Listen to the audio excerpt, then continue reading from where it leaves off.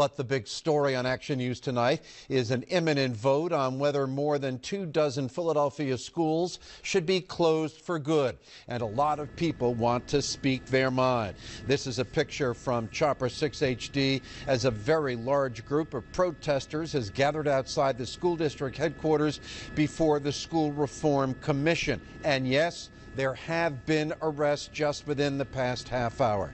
It is, of course, the SRC that will have the final say on the fate of these schools. And live at the scene at Broad and Spring Garden is Action News reporter Chad Pradelli. Chad, quite a scene there.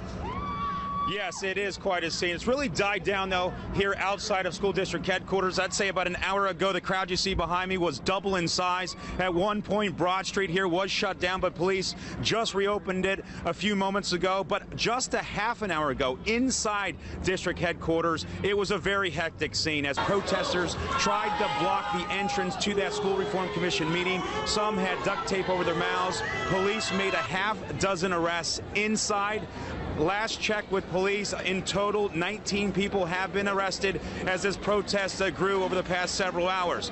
Order has been restored here in the last 20 minutes. That meeting did begin, and like you said earlier, Jim, a vote is imminent on these school closings.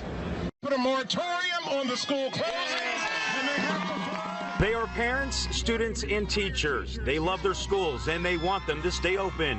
The fate of 27 schools will be learned tonight, 2 others at a later date.